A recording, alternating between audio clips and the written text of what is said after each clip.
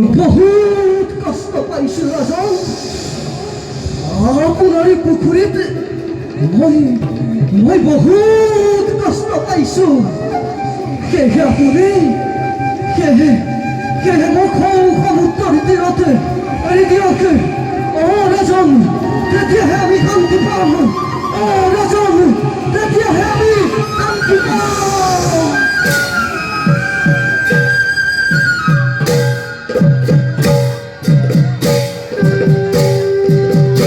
কৃষ্ণ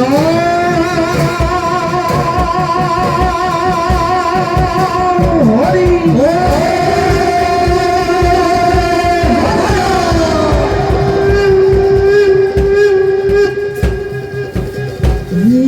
স্বরূপে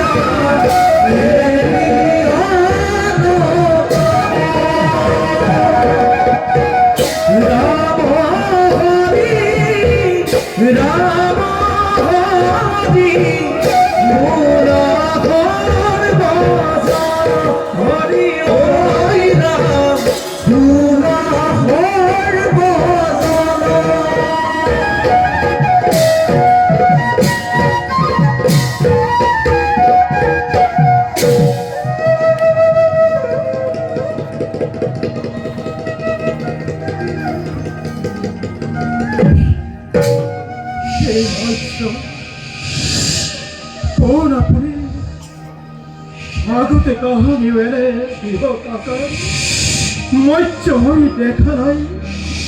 দয়া কৰি এই অধৰ্মকে সত্য পৰিচয় দিয়ক প্ৰভু।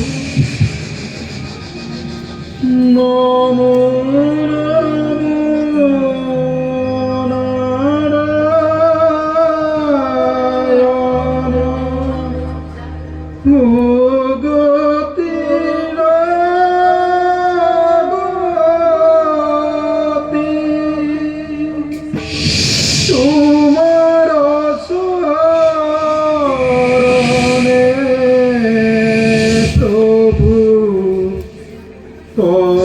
করুণী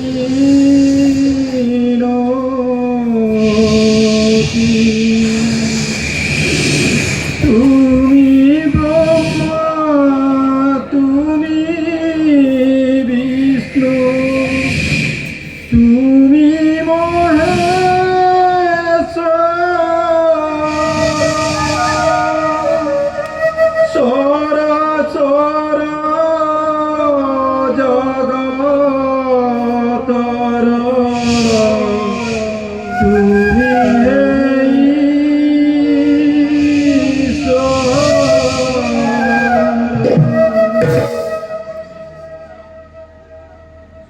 হে প্রভু, কোন আপনি দয়া করে এই অধর্মকে সত্য পৰিচয় দিয়ক প্ৰভু। আৰু মোৰ লগত তুমি কিমান পৰীক্ষা কৰা প্ৰভু।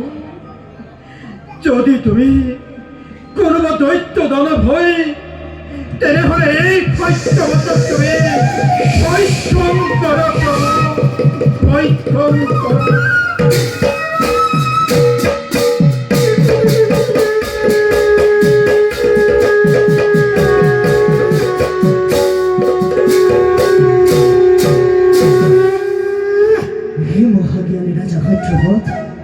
তোমাকে আমি এখন পরীক্ষা করিলাম।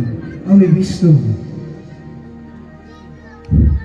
প্রভু, এই অধর্মর হতপতি অপরাধ করিব বর্জনা প্রভু। শুনা রাজা ক্ষত্রবৎ, প্রভু আজি কালি রাত্রি, আজি এই শেষ রাতিতে মহাপ্রলয় আরম্ভ হব।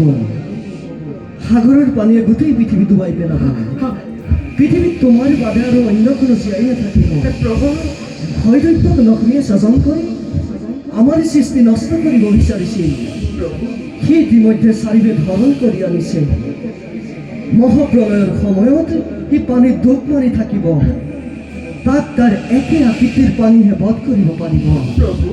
সেয়েহে আমি তাক তাৰ ৰূপ ধাৰণ কৰি নিধন কৰিম আৰু পুনৰ মৎস্য ৰূপ ধাৰণ কৰি চাৰিবেদ কৰিম উদ্ধাৰ।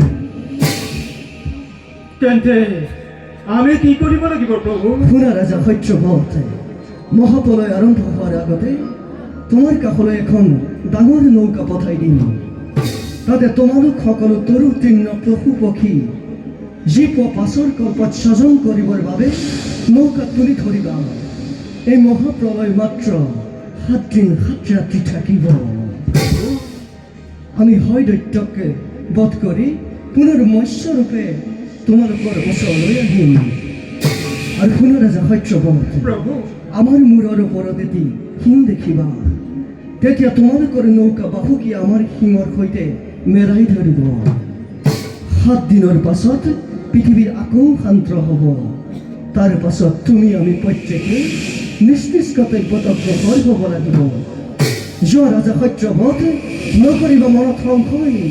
বিপদত আমাক কৰিবা স্মৰণ, আমি কৰিম উদ্ধাৰ। বিপদত আমাক কৰিবা স্মৰণ, আমি কৰিম উদ্ধাৰ। তেন্তে প্ৰভু, এবে মই কৰিলো বিদায়।